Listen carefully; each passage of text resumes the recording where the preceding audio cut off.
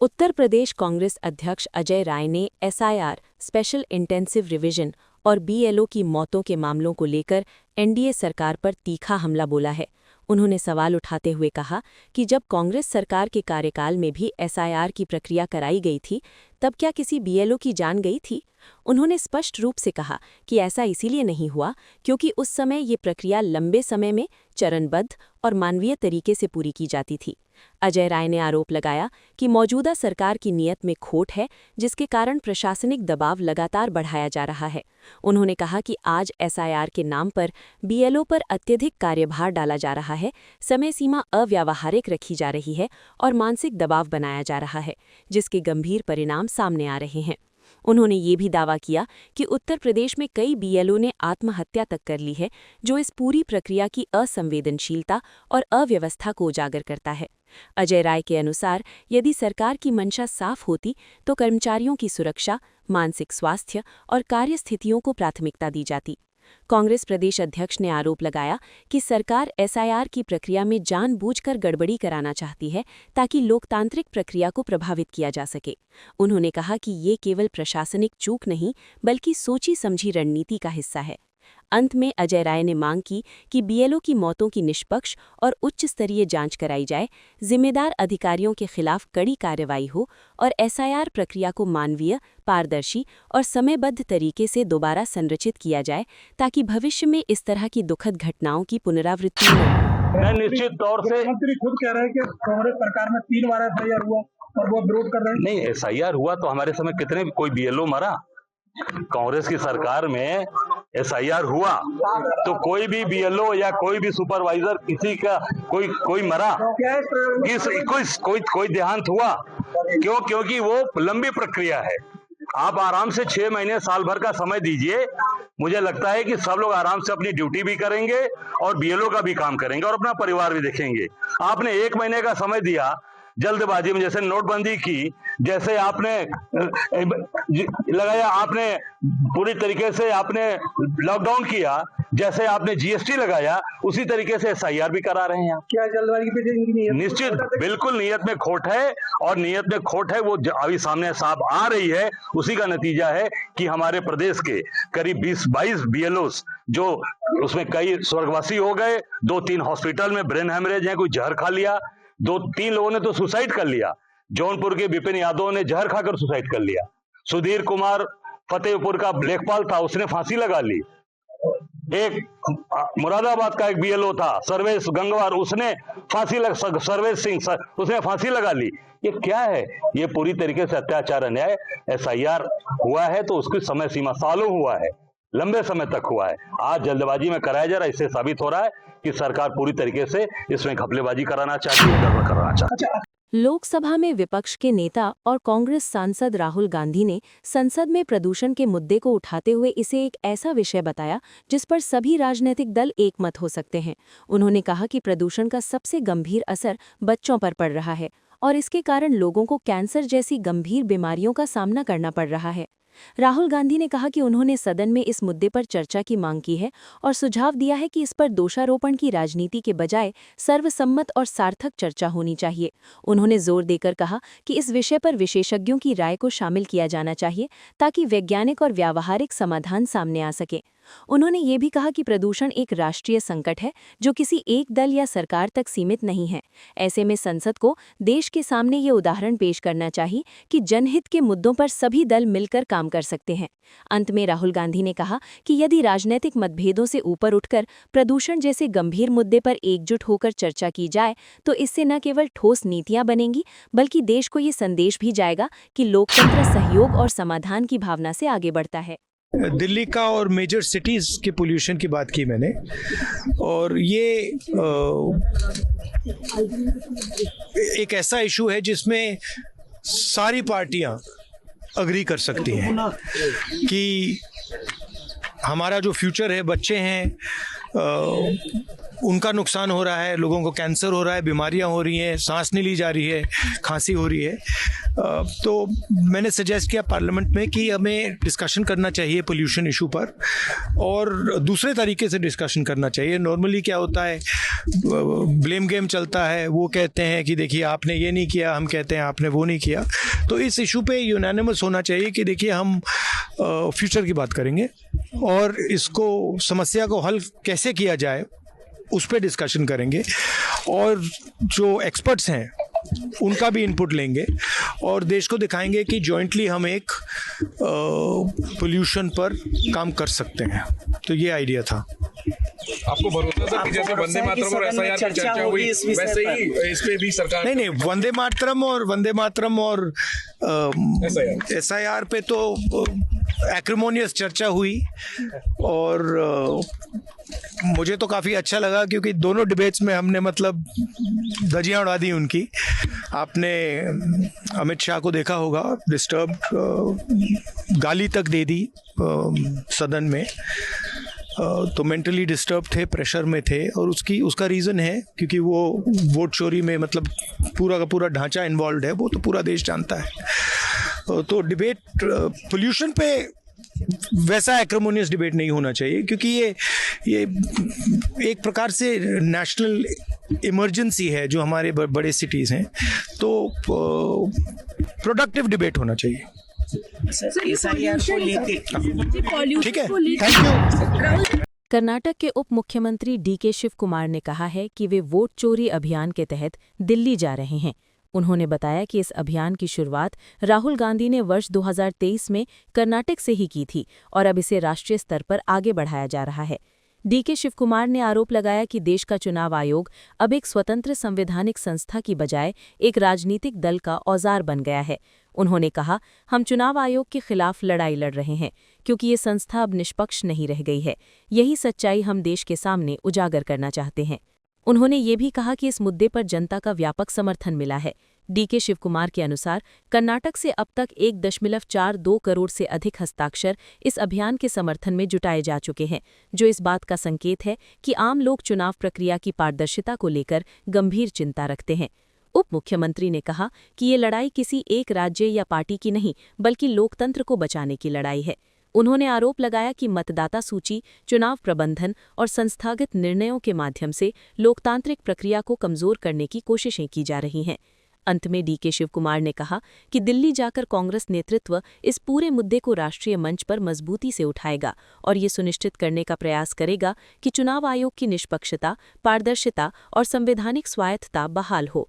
उनके अनुसार जब तक चुनाव प्रक्रिया पर जनता का भरोसा पूरी तरह कायम नहीं होता, तब तक ये संघर्ष जारी रहेगा।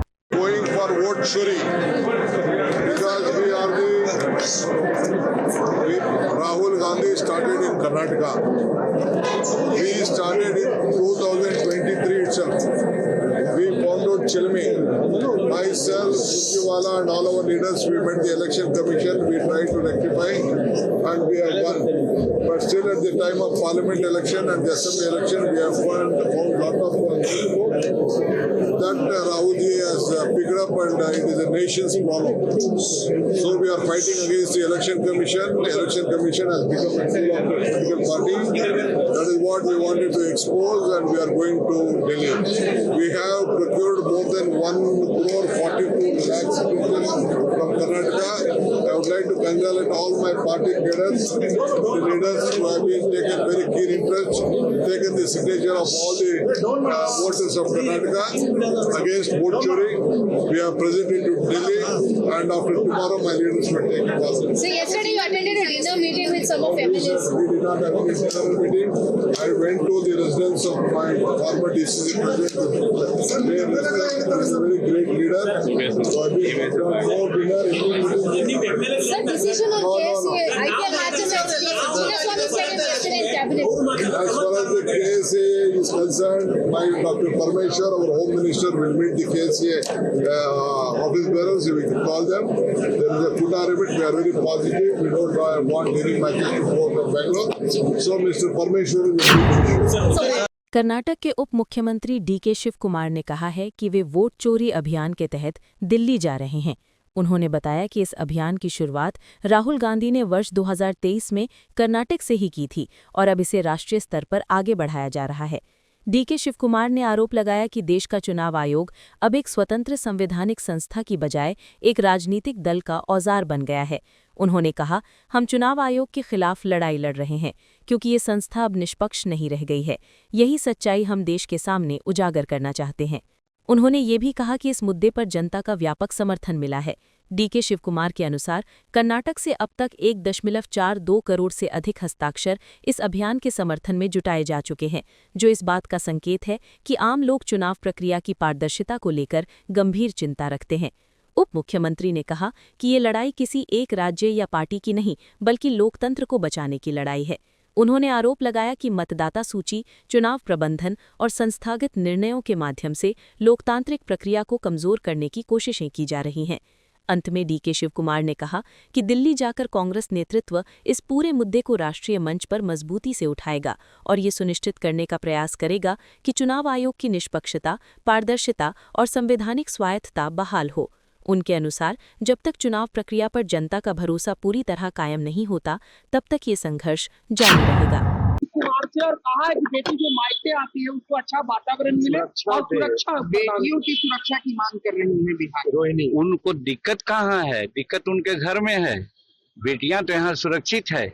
इसीलिए तो हमारे गृह मंत्री हेमराज चौधरी जी ने स्पष्ट कह करके कहा है कि हम बेटी बहू का जो सुरक्षित महसूस करते हैं उसको हम सुरक्षा देंगे। इसलिए जितने भी यहाँ क्रिमिनल लोग हैं उनको हम बिहार में नहीं रहने देंगे। वो अपना जगह ले ले दूसरी जगह, नहीं तो फिर उनका जगह दूसरा होगा।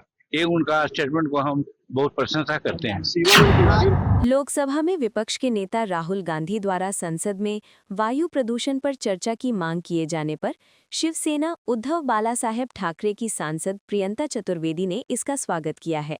उन्होंने कहा कि ये मुद्दा राजनीति से ऊपर उठकर देखने की जरूरत है, क्योंकि देश के हर नागरिक पर इसका सीधा असर पड़ रहा है। प्रियंका चतुर्वेदी ने कहा, ऐसा महसूस होता है जैसे हम रोज जहरीली हवा में सांस ले रहे हैं। वायु प्रदूषण अब केवल पर्यावरण का मुद्दा नहीं रह गया है, बल्कि ये एक गंभीर सार्वजनिक स्वास्थ्य संकट बन चुका है। उन्होंने बताया कि प्रदूषण के कारण बच्चों, बुजुर्गों और कामकाजी लोगों को लगातार स्वास्थ्य समस्याओं का सामना करना पड़ रहा है। उन्होंने केंद्र सरकार पर निशाना साधते हुए कहा कि जब आम आदमी पार्टी की सरकार थी, तब भारतीय जनता पार्टी इस मुद्दे को प्रमुखता से उठाती थी, लेकिन अब सत्ता में आने के बाद वायु प्रदूषण पर न तो गंभीर चर्चा हो रही है और न ही ठोस समाधान सामने आ रहे हैं। प्रियंका चतुर्वेदी ने जोर देते हुए कहा कि वायु प्रदूषण का असर सत्ता पक्ष और विपक्ष दोनों पर समान रूप से पड़ता है। इससे कोई भी अछूता नहीं है, चाहे कोई सरकार में हो या विपक्ष में, सभी इसी जहरीली हवा में सांस ले रहे हैं, उन्होंने कहा। उन्होंने अपील की कि इस मुद्दे पर आरोप प्रत्यारोप की राजनीति छोड़कर संसद में व्यापक, गंभीर और समाधान उन्मुख चर्चा होनी चाहिए।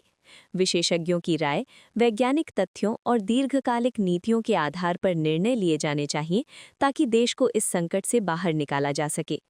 अंत में प्रियंका चतुर्वेदी ने कहा कि वायु प्रदूषण जैसे जीवन मरण के सवाल पर राजनीतिक मतभेदों से ऊपर उठकर सभी दलों को एकजुट होकर समाधान खोजने चाहिए, क्योंकि ये आने वाली पीढ़ियों के भविष्य से जुड़ा मामला है। I welcome this. Air pollution को लेकर ऐसा लगता है हम जहरीली सांस रोज जो ले रहे हैं, लोगों की तबीयतें खराब होती हैं। 25 सिगरेट जैसे स्मोकिंग का पर डे का होता है, उस तरीके का हो रहा है। जो चर्चा का विषय होता था जब भारतीय जनता पार्टी के लिए एक राजनीतिक विषय था, जब आम आदमी पार्टी थी सत्ता में, अब आप सरकार बनाने के बाद आप उस पर चर्चा भी नहीं कर रहे। वही लेफ्टिनेंट गवर्नर जो रोज उनसे कार्रवाई की मांग करते थे, वही लेफ्टिनेंट गवर्नर वो हॉट एयर बलून्स लॉन्च कर रहे हैं इस जहरीली हवा के चलते। तो इस पर व्यापक चर्चा होनी चाहिए। सत्ता पक्ष विपक्ष सभी उससे पीड़ित हैं, जनता पीड़ित है, तो उनकी बातों को आगे रखकर राजनीति ना कर एक सोल्यूशन ढूंढने की जरूरत है। गोवा में आम आदमी पार्टी के दोनों विधायकों ने ये साबित कर दिया है कि अगर नीयत साफ हो और जनता की सेवा का जज्बा हो, तो बिना सत्ता में आए भी बड़ा बदलाव किया जा सकता है। अपने अपने क्षेत्रों में आम आदमी के लिए क्लिनिक खोलकर उन्होंने ये संदेश दिया है कि राजनीति का असली उद्देश्य जनता की ज़रूरतों को समझना और उनके जीवन को बेहतर बनाना होना चाहिए। इन क्लिनिकों से प्रेरणा लेकर आम आदमी पार्टी ने पूरे गोवा में हर विधानसभा क्षेत्र में आमचे क्लिनिक शुरू करने की पहल की है। इन क्लिनिकों के माध्यम से आम लोगों को निःशुल्क और सुलभ स्वास्थ्य सेवाएं मिल रही हैं, जिससे उन्हें इलाज के लिए महंगे निजी अस्पतालों या दूर-दराज के सरकारी स्वास्थ्य केंद्रों पर निर्भर नहीं रहना पड़ रहा। ये पहल विशेष रूप से गरीब, मजदूर, बुजुर्गों और महिलाओं के लिए एक बड़ी राहत बनकर सामने आई है। सबसे महत्वपूर्ण बात यह है कि आम आदमी पार्टी की अभी गोवा में सरकार भी नहीं है। इसके बावजूद पार्टी ने ये दिखा दिया है कि विपक्ष में रहते हुए भी जनसेवा की राजनीति की जा सकती है। ये प्रयास इस बात का प्रमाण है कि आम आदमी पार्टी सिर्फ वादे नहीं करती, बल्कि जमीन पर उतरकर काम करती है। अब जरा सोचिए, अगर जनता आम आदमी पार्टी को और मजबूती देती है, अगर लोगों का भरोसा और समर्थन बढ़ता है, तो पार्टी कितना व्यापक बदलाव ला सकती है। शिक्षा, स्वास्थ्य, रोजगार, बिजली, पानी और भ्रष्टाचार मुक्त शासन जैसे क्षेत्रों में बड़े स्तर पर सुधार संभव हैं। आम आदमी पार्टी का ये संदेश साफ है, जनता की सेवा सत्ता का इंतजार नहीं करती, लेकिन अगर जनता सत्ता सौंप दे तो ये सेवा कई गुना बढ़ सकती है और गोवा को एक आदर्श जनहितकारी राज्य बनाया जा सकता है। गोवा के अंदर फेमस है, अगर कोई एमएलए बन जाए तो 5 साल के अंदर उसकी बड़ी बड़ी जमीनें, कोठियां, कार। मुझे नहीं लगता वेंजी ने कुछ भी खरीदा है पिछले 5 साल के अंदर। Venzy is a very useless MLA. हमारे कट्टर ईमानदार एमएलए हैं। मैं आज चैलेंज करता हूं, हमारे एमएलए ने किसी को थ्रेटन किया हो, किसी को धमकी दी हो कि अगर तुमने ऐसे किया तो मैं ये कर दूंगा, तुमने ऐसे किया तो ये कर दूंगा। आम आदमी ये क्या करते हैं दोनों? इन दोनों ने अपने ऑफिस में जनता के लिए क्लिनिक खोले हुए, आमचे क्लिनिक। आप लोगों को दवाइयां फ्री में देते हैं, आप लोगों के लिए डॉक्टर का इंतजाम करते हैं, आपकी सेवा करते हैं, आप लोगों के फ्री टेस्ट कराते हैं। जितने लोग, more than 2500 patients have visited in each of their clinics. ये काम करते हैं हमारे एमएलए। और इनका देखा देखी, इनको देख के drawing inspiration from what they are doing. Aam Aadmi party ने अब पूरे सारे गोवा के अंदर, हर विधानसभा के अंदर, every assembly we have opened an Aamche clinic. यहां पे शेल्डे में भी मुझे बताया गया कि एक आमचे क्लिनिक खोला गया है जहां पे more than 1000 patients have already visited and there is, वहां पे इतनी ज्यादा डिमांड है कि आसपास की पंचायतें भी कह रही है हमारे यहां भी खोलो, हमारे यहां। कोई गया है यहां पे आमचे क्लिनिक में? आप लोगों में से कई लोग गए होंगे वहां पे दवाई लेने के लिए। पैसे तो नहीं लगते वहां पे, अच्छा इलाज होता है। हमारी तो अभी सरकार भी नहीं है, ये काम तो उनको करना था, बीजेपी को करना था। अभी तो हमारी सरकार नहीं है। बिना सरकार के हम आपकी सेवा कर रहे हैं। आप हमारे क्लिनिक में जाते हैं, वहां फ्री डॉक्टर है, फ्री वहां पे टेस्ट होते हैं, फ्री वहां पे दवाइयां मिलती हैं, आपकी सेवा होती है। आप सोचो, अगर आप जेम्स सर को जिता दोगे, हमारे जेडपी कैंडिडेट्स को जिता दोगे, इनके हाथ मजबूत कर दोगे, तो और कितनी सेवा कर सकते हैं हम लोग। अगर आप इनको मजबूत करोगे, इनको ताकत दोगे, तो ये आपकी सेवा करेंगे। और अगर आप उनको वोट दोगे तो they will keep on looting you, आपको लूटते रहेंगे। आपको ये गुंडा राज भी जारी रहेगा, ये लूट भी जारी रहेगी। ये जो चल रहा है ये अच्छा चलता। आपको यह वीडियो पसंद आया हो तो इसे लाइक करें, हमारे चैनल को सब्सक्राइब करें